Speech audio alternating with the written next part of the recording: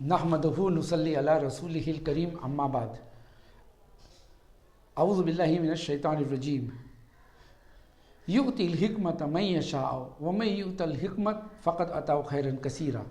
अज़ीज़ भाइयों और दोस्तों और बुज़ुर्गों, कल मेरा जाना हुआ जामिया हमदर्द दिल्ली में, जो यूनिवर्सिटी जामिया हमदर्द, वहाँ पे आईटी सेक्टर्स के जो स्टूडेंट्स हैं, कंप्यूटर साइंस के लगभग 60-70 स्टूडेंट्स हैं और इनके साथ मेरा डिस्कशन हुआ। मेरा एक छोटा सा सेशन हुआ, इंटरव्यू प्रैक्टिस, यानी इंटरव्यू में कैसे आप पेश आएंगे। चंद चीज़ें उभर कर सामने आई। मैंने सोचा था शायद बहुत कम लोग आएंगे, क्योंकि आईटी सेक्टर में बिज़नेस की अपॉर्चुनिटीज़ जॉब से ज़्यादा है आजकल। बहुत सारे लोग आईटी सेक्टर में अपनी जॉब गंवा रहे हैं। तो आईटी सेक्टर में जॉब से ज़्यादा बिज़नेस की अपॉर्चुनिटीज़ है, क्योंकि बहुत सारे लोग आउटसोर्स किया हुआ काम लाते हैं जो खुद आईटी इंजीनियर्स नहीं होते, बिजनेसमैन होते हैं, और आईटी इंजीनियर्स को ये काम देकर खुद भी अच्छा कमा लेते हैं। एक आईटी इंजीनियर अगर जॉब करता है तो वो कितना कमाएगा? 1-2 लाख रुपया महीना, 3 लाख रुपये महीना। अगर फॉरेन में जाता है तो भी वो तकरीबन मिडिल क्लास की ज़िंदगी गुजार सकता है। और अगर वही बंदा इंडिया में करता है तो थोड़ा ज़्यादा बचता है। लेकिन वही आईटी इंजीनियर, मैंने इनसे यही कहा कि वही आईटी इंजीनियर अगर थोड़ी सी मेहनत करे, थोड़ा सा वक्त लगाए, कुछ और स्किल्स सीख ले, जैसे कम्युनिकेशन स्किल्स और प्रेजेंटेशन स्किल्स, निगोशिएशन, परसुएडिंग, जिसको मैं सब सम अप करके कहता हूँ कि अगर ये लोग सेलिंग स्किल्स सीख ले तो they can start up something. क्योंकि सॉफ्टवेयर जो खरीद के बेचते हैं अक्सर लोग आईटी इंजीनियर्स नहीं होते हैं। कोई इलेक्ट्रॉनिक इंजीनियर होता है, कोई एमबीए वाला होता है, और कुछ लोग सेल्समैन होते हैं, यानी बड़े लेवल के। तो ये लोग जब प्रॉपर्टीज़ खरीदते हैं तो इनके अंदर एक सेलिंग स्किल्स आ जाती हैं, बेचते हैं। तो जब ये कोई सॉफ्टवेयर खरीदते हैं तो ये सॉफ्टवेयर की वैल्यू बड़ी हो जाती है, और इस सॉफ्टवेयर के ज़रिए वो खुद भी कमाते हैं और कई आईटी इंजीनियर्स को नौकरी भी देते हैं। मालूम ये हुआ कि आईटी सेक्टर में एक अपॉर्चुनिटीज़ है बिज़नेस की, जो अक्सर आईटी इंजीनियर्स लोग एक्सप्लोर नहीं करते हैं। अब देखिए, ऐप बिल्डिंग का काम लाने वाला बिजनेसमैन होता है, सही कि नहीं? ऐप बिल्डिंग का काम लाने वाला बिजनेसमैन होता है, और ऐप बिल्डिंग करता है इंजीनियर। अब वही इंजीनियर, क्योंकि उसको स्किल्स नहीं आती, अगर वो खुद अपना चालू करने की कोशिश करेगा तो कॉन्ट्रैक्ट में जितना पैसा बनाता है शायद उससे कम बनाएगा वो इसलिए उसको सेलिंग नहीं आती है। जब आदमी सेलिंग स्किल सीखता है तो उसमें निगोशिएशन स्किल्स आ जाती है, परसुएडिंग स्किल्स आ जाती है, और जब वो किसी को परसुएड करता है, किसी के साथ निगोशिएट करता है, तो उसमें खरीदने के स्किल्स भी आ जाते हैं। ये ऑटोमेटिक, ये समझ लीजिए, buy one and take one free. तो जब आप सेलिंग स्किल सीखते हैं तो आप में ये क्वालिटीज़ आ जाती है, पर निगोशिएशन स्किल्स, जिसके आप खरीद सकते हो सस्ते में।